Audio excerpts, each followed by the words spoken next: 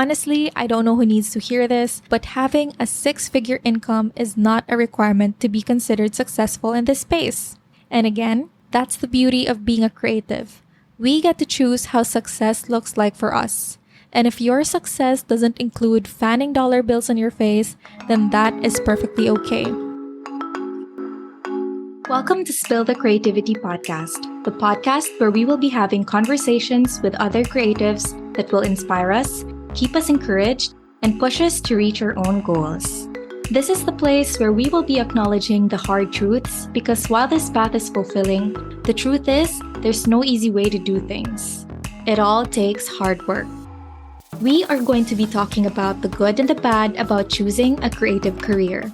If you're looking for a cup of stimulation for creatives, a warm cup of tea in this otherwise bittersweet pursuit, then you're in the right place. So let's get that cup of tea and get on with the conversation.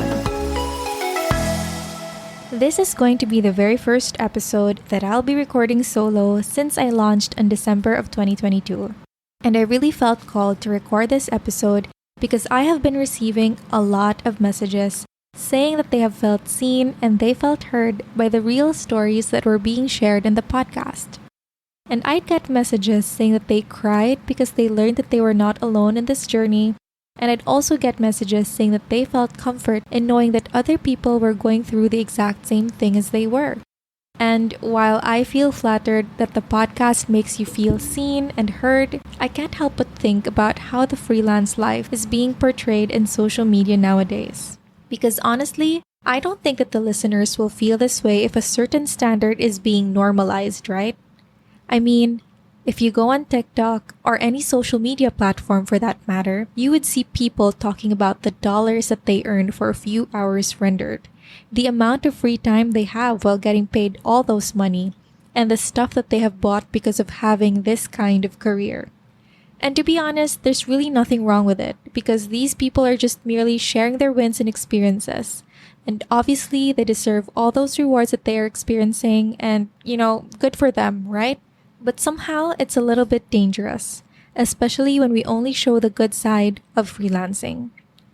A lot of us, especially the newer ones, jump into freelancing with the thought that this is going to be quote-unquote easy money, that this is going to be their saving grace to escape their hellish 9-to-5, and that you'll have time freedom where you can travel the world and work from anywhere, #digital nomad life, and that you'll only have to work 4 hours per day, etc., etc., all these promises.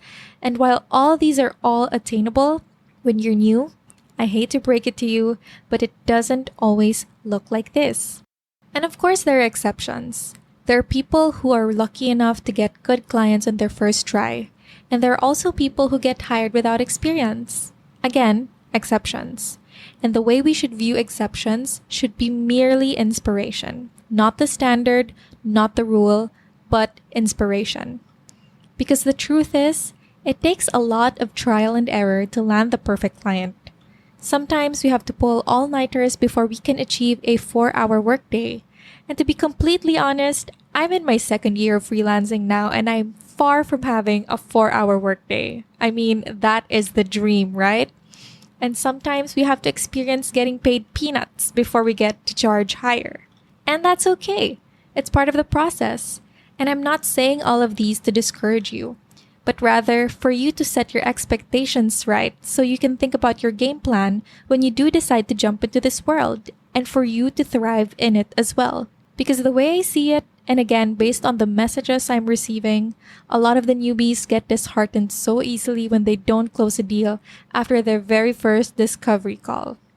Dude, seriously, right?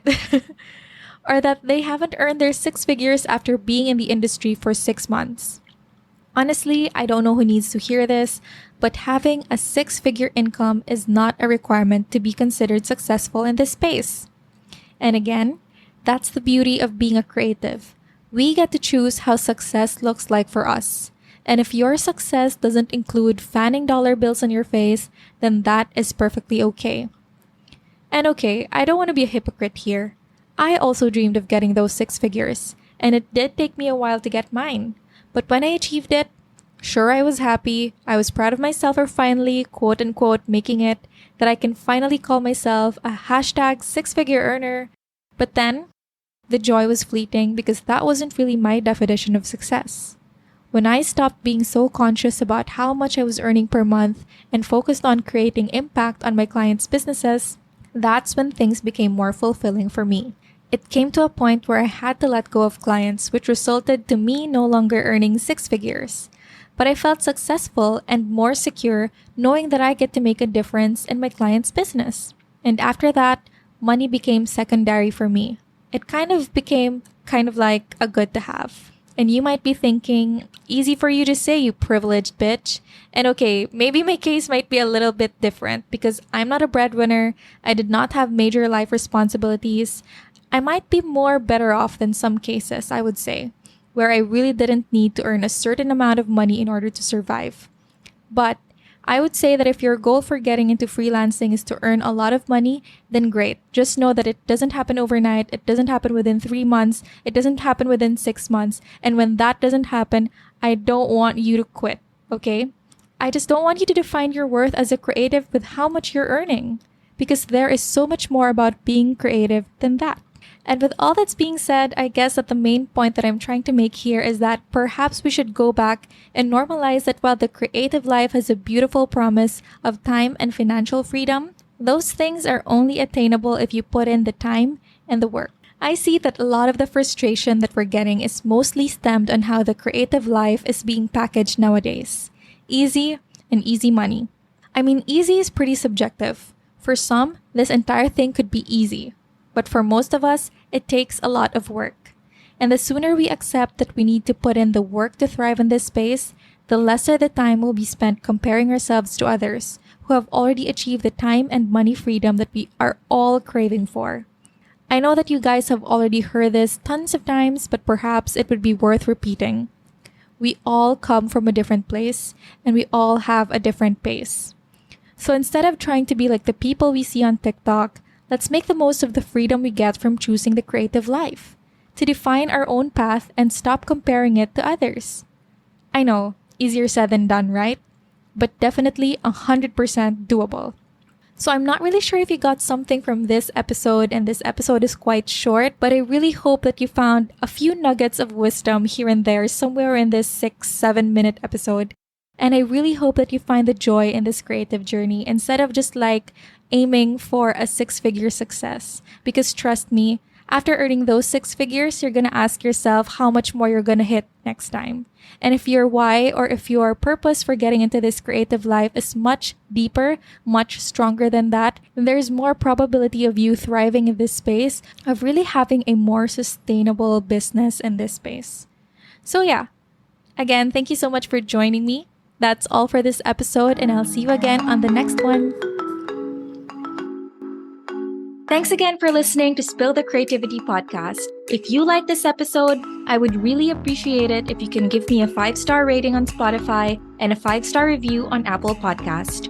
Or you can also take a screenshot and tag me on Instagram at Spill the Creativity podcast, and you can also try the special filters if you want. Thanks again for listening to this episode, and make sure to catch fresh drops every Thursday morning. Bye!